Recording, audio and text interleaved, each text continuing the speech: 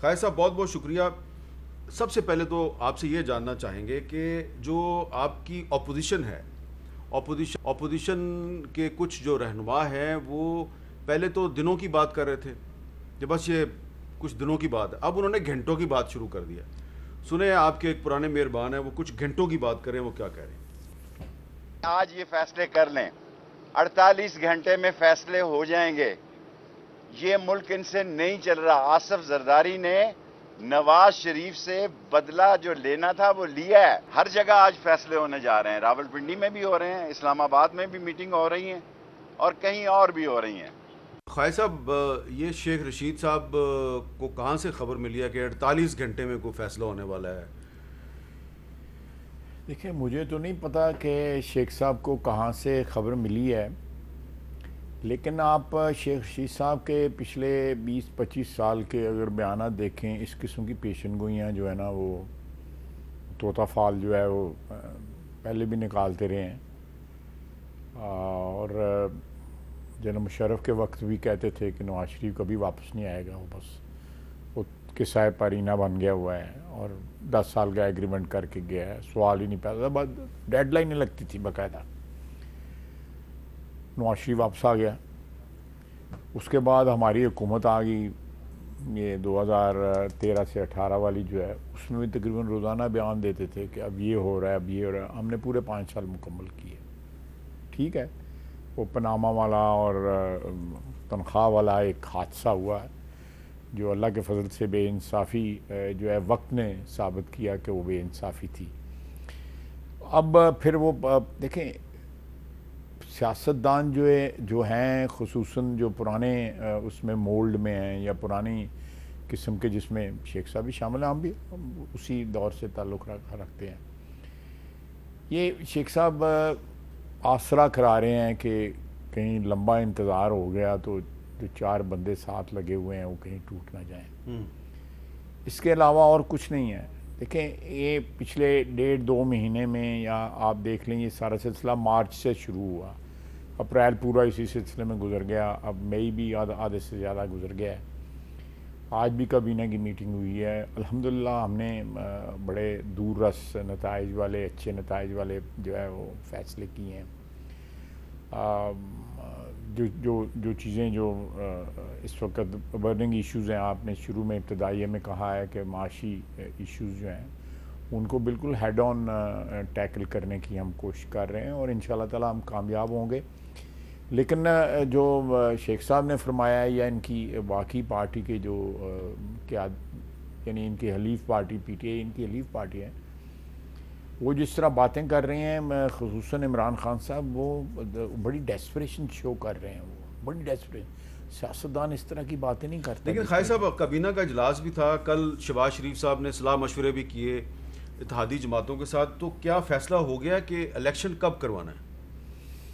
دیکھیں کل جو ہے خالد محمود صدیقی صاحب سے بھی میٹنگ ہوئی، پھر اس کے بعد جو ہے مولانا فضل الرحمان صاحب سے ہوئی، اس کے بعد آصف زرداری صاحب سے ہوئی میٹنگیں. تو میرا خیال ہے کہ یہ اس کنکلوژن پہ تو میں نہیں سمجھتا کہ، لیکن جو ہے کہ ہم every body is on board. جس طرف بھی ہم راستے کا تعین کیا ہے ہم نے، ہر جو اتحادی پارٹی ہے 9 کی 9 جو ہے نا. ابھی خالد محمود صدیقی صاحب سے تھوڑی دیر پہلے میری بھی ملاقات ہوئی ہے، مولانا فضل الرحمان صاحب سے میری بات ہوئی تھی، زرداری صاحب سے بھی بات ہوئی تھی. یہ سارے تو کہہ رہے ہیں جی پہلے ریفارمز ہوں گی پھر الیکشن ہوگا، بلکہ خالد محمود صدیقی صاحب تو کہہ رہے ہیں کہ ہماری تو پارٹی کے جو منسٹرز ہیں انہوں نے آج کابینہ میں بھی کہا ہے کہ پہلے آپ مردم شماری کروائیں پھر الیکشن. جی کہا ہے، یہ بات صحیح کہہ رہے ہیں وہ.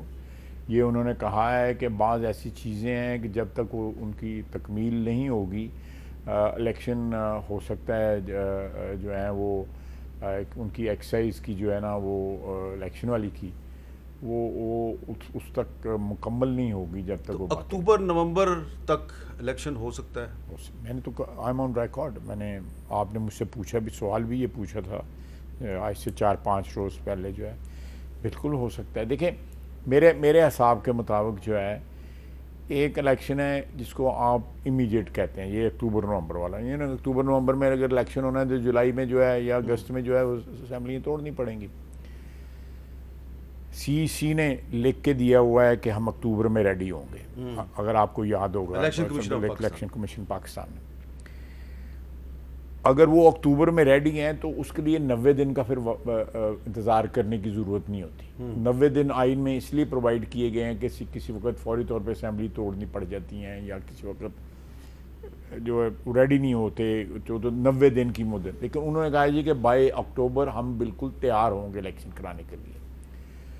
تو ایک تو یہ ہے، دوسرا جو ہے شیڈیول یہ ہو سکتا ہے وہ مڈ ٹرم ہو سکتے ہیں، یعنی اس 1.5 سال کا جو مڈ ٹرم ہے وہ مارچ میں یا فروری مارچ میں ہو سکتے ہیں۔ تیسرا شیڈیول زیادہ تر آپ کی اتحادی جماعتیں اگلے سال الیکشن کی زیادہ اتحادی جماعتیں جو آپ جو کہہ رہے ہیں درست بات کہہ رہے ہیں۔ آپ کی جماعت جو ہے وہ اکتوبر نومبر پہ اڑی ہوئی ہے، لفظ میں نے استعمال کیا اڑی ہوئی ہے۔ دیکھیں سیاست میں اڑی کرنے والی کوئی بات نہیں ہوتی، سیاست نام ہی فلیکسیبلٹی کا ہے، ٹھیک ہے، لیکن بغیر کسی اصولوں کو ابینڈن کیے آپ اگر اپنا مقصد حل کر لیں تو وہ اس کو اڑی تو نہیں کہیں گے، میرا مطلب چلے اچھا، لیکن یہ تو طے ہے کہ یہ اگلے کچھ دنوں تک کوئی الیکشن کا کوئی اناؤنسمنٹ نہیں ہے؟ نہیں، میرا نہیں خیال کہ کوئی ایسی اناؤنسمنٹ 48 گھنٹے والی بات ایسی ہے؟ 48 گھنٹے والی تو نہیں ہے یہ گل۔ چلے ٹھیک ہے۔ اچھا، اب خالد صاحب کافی چیزیں کلیئر کر دی ہیں آپ نے، لیکن یہ جو ابھی ہم نے معاشی مسائل کی بات کی تو اس پر جب ابھی تحریک میں اعتماد کامیاب نہیں ہوئی تھی اور ابھی یہ بھی نہیں تھا پتا کہ وزیر اعظم کون ہوگا، تو اس وقت شہباز شریف صاحب سے ہم نے کچھ پوچھا تھا، ذرا سنیں وہ کیا تھا۔ 1 سال رہ گیا، 1.5 سال رہ گیا ان کی حکومت کا، اگر آپ ان کو تحریک میں اعتماد سے ہٹا دیتے ہیں اور جو کہ آپ آئینی طریقے سے ہٹائیں گے تو عمران خان تو ایک بہت بڑے سیاسی شہید بن جائیں گے۔ کس طرح بن جائیں گے؟ دیکھیے کہ یعنی ڈاکہ زنی کے سارے ریکارڈ ٹوٹ جائیں پاکستان کی تاریخ میں کہ $3 تھی پر یونٹ گیس کی قیمت سپاٹ مارکیٹ میں، نہیں خریدی اور مہنگا تیل خریدا جا رہا تھا، کیوں؟ اور چینی جو نواز شریف کے دور میں 52 روپے تھی وہ کہاں پہنچ گئی؟ آج تو شاید 120 روپے کراس کر گئی، اس وقت یہ 80-90 روپے پہنچ گئی تھی۔ یہ بتائیے یہ ڈاکہ زنی تو اور کیا ہے؟ عمران خان نے جو IMF کے ساتھ معاہدہ کیا ہے، اگر آپ وزیر اعظم بن جاتے ہیں اس معاہدے کو ری نیگوشیٹ کریں گے یا یہی چلے گا؟ اگر ووٹ آف نو کانفیڈنس اگر کامیاب ہو جاتا ہے اور میاں نواز شریف اگر میرا نام تجویز کرتے ہیں اور باقی تمام جو متحدہ اپوزیشن ہے تو یقیناً ہم اپنی اجتماعی بصیرت کو بروئے کار لا کر پاکستان کے وسیع تر مفاد میں IMF کے ساتھ بیٹھیں گے اور بیٹھ کر ان کے ساتھ حقائق کی بنیاد پر بات کریں گے۔ یہ جو اس وقت معاہدہ IMF کے ساتھ، کیا یہ ہمارے نیشنل انٹرسٹ میں ہے؟ یہ تو جکڑ دیا انہوں نے، پاکستان کی نسلوں کو جکڑ دیا ہے، اور یہ جو قرضے ہم نے لیے ہیں۔ جی خالد صاحب، ایسی ہی بات آپ نے بھی کی تھی بعد میں وزیر دفاع بننے کے بعد، تو کیا اب یہ جو دوحہ میں IMF کے ساتھ مذاکرات ہونے والے ہیں کل سے، اس میں آپ نے IMF کی شرائط پہ عمل درآمد کرنا ہے یا ان کے ساتھ کوئی ری نیگوشیٹ کرنا ہے؟ جی ہم ان کے ساتھ جو ہے نا نیگوشیٹ کر رہے ہیں کہ یہ بوجھ جو ہے یکسر جو ہے پاکستان کی عوام پہ ڈالنا جو ہے ہمارے لیے ممکن نہیں ہے۔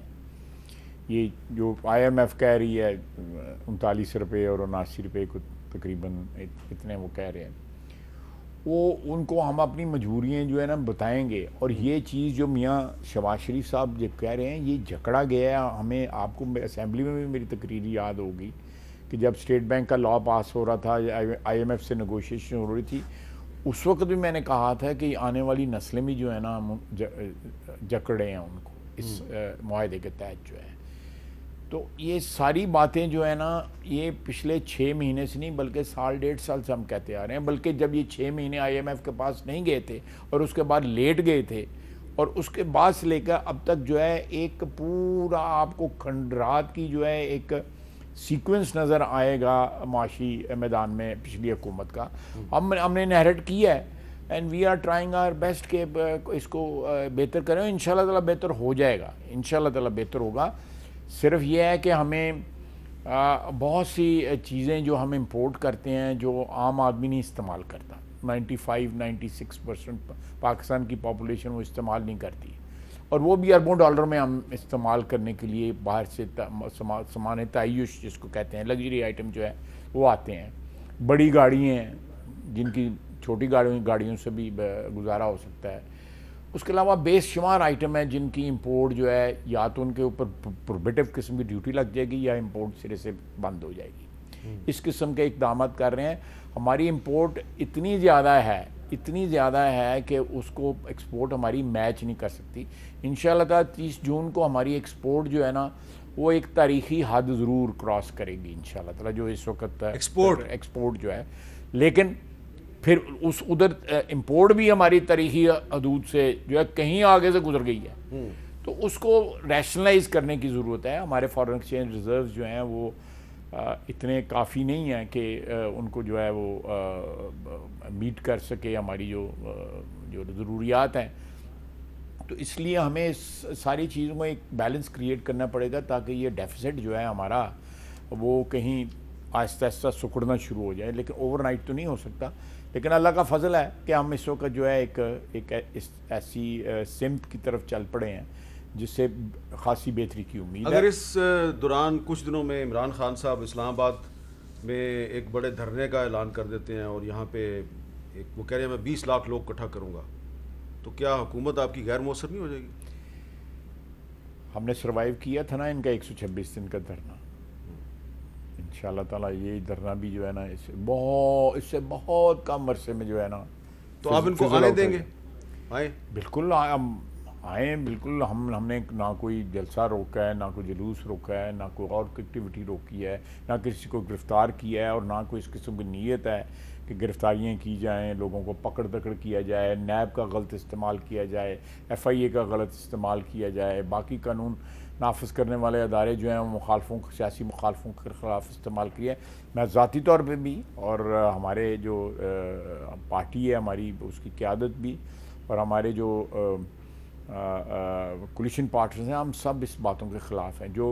جو ہو گیا ہے آپ کی برادری صحافی برادری کے ساتھ پچھلے 4-5 سال میں جو کچھ ہوا ہے, میں نام ہی لینا چاہتا, آپ کا نام سر فہرست ہے اس میں, اس طرح کی کوئی بات. لیکن یہ چیزیں کاؤنٹر پروڈکٹیو ہوتی ہیں میر صاحب. یہ چیزیں جو گرفتاریاں, دھرنے روکنے, جلوس روکنے, جلسے روکنے جو ہیں انہوں نے کبھی کسی حکومت کو جو ہے وہ سہارا نہیں دیا یا اسٹیبلٹی نہیں دی, یہ بلکہ انسٹیبل کرتی ہیں. لیکن اب ایک اور پہلو جو ہے اس کا یہ ہے کہ عمران خان صاحب کہہ رہے ہیں جی ان کی قتل کی سازش کی جا رہی ہے اور دوسری طرف دہشت گردی کے واقعات بھی ہو رہے ہیں. تو آپ کو یہ نہیں لگ رہا کہ یہ جو ملک میں پولیٹیکل پولرائزیشن ہے کوئی دشمن اس کا فائدہ اٹھانے کی کوشش کر سکتا ہے؟ میں سمجھتا ہوں کہ آلریڈی دشمن اٹھا رہا ہے پولیٹیکل پولرائزیشن. میر صاحب سیاسی اختلافات اپنی جگہ ہونے چاہیے, یہ بڑی ہیلدی بات ہوتی ہے کہ سیاست میں اختلافات کیے جائیں. آپ کا اپنا اوپینین ہے, میرا اپنا اوپینین ہے, we can agree to disagree. لیکن جو عمران خان صاحب نے کلچر انٹروڈیوس کر دیا ہے وہ تو جس طرح جانی دشمن ایک دوسرے کے نہیں لوگ نہیں ہو جائے وہ صاحب ہو گیا. گالی گلوچ, ماں بہن کی گالیاں دیتے ہیں, سوشل میڈیا لوگوں کے میں شرم آتی ہے, بعض باتیں جو وہ کرتے ہیں ان کو دہراتے ہوئے بھی شرم آتی ہے. یہ کلچر پولرائزیشن کا ملک کو تباہ کر دے گا. جو آپ نے بات کی ہے ایکچولی پولرائزیشن کر کے ہم اپنے ملک میں جو ہے ہم اپنے دشمنوں کا جو ہے انٹرسٹ جو ہے اس کی خدمت کر رہے ہیں. خیر صاحب اب وزیر دفاع آپ نے بات کی ہے جو ہے کہ یہ ہمارے جو دھماکے ہو رہے ہیں اس وقت, پرسوں بھی شہادتیں ہوئی ہیں, 3 بچے بھی شہید ہوئے ہیں, 3 ہمارے نوجوان سپاہی جو ہے وہ شہید ہوئے ہیں. تو یہ ایک سلسلہ چل رہا ہے. میرا اپنا خیال ہے کہ آلریڈی ہمارا جو خلفشار ہے سیاسی ملک کے اندر, ہمارے دشمن جو ہے اس کا فائدہ اٹھانے کی کوشش, اور وہ کہہ رہے ہیں جی کہ پاکستان کو اب ہماری دشمنی کی ضرورت نہیں ہے, عمران خان ہی ان پاکستان کے سلامتی کے لیے کافی ہے. ہاں, یہ کہ انڈین ایکسپرٹ نے بات کی ہے.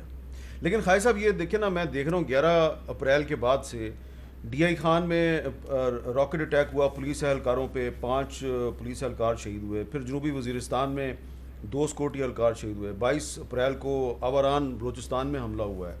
پھر 26 اپریل کو کراچی یونیورسٹی میں وہ حملہ ہوا جس میں 3 چینی باشندے شہید ہوئے. پھر صدر کراچی میں بم دھماکہ ہوا. پھر میران شاہ میں 14 مئی کو ہوا. پھر اس کے بعد کل 16 مئی کو کھارا در کراچی میں ہوا جس میں ایک بے گناہ عورت جو ہے وہ شہید ہو گئی. تو یہ ایک لگ رہا ہے کہ پچھلے 1 مہینے میں کراچی بھی ٹارگٹ ہے اور پاکستان کا جو ٹرائبل ایریا وہ بھی ٹارگٹ ہے اور بلوچستان بھی ٹارگٹ ہے. ہمارا جو ڈیفنس ہے, دفاع ہے, اس کو جو خطرات درپیش ہیں اس کے لیے آپ کو نہیں لگتا کہ آپس میں کم از کم نیشنل سیکیورٹی پہ کوئی آپس میں ڈائلاگ ہونا چاہیے؟ ڈائلاگ نہیں ہونا چاہیے میر صاحب, ایگریمنٹ ہونا چاہیے کہ بعض ایسی چیزیں ہیں جن کے اوپر اختلاف ممکن نہیں ہے اس ملک کے, اور اس میں ہمارا دفاع جو ہے وہ نمبر 1 پہ ہے. بہت بہت شکریہ.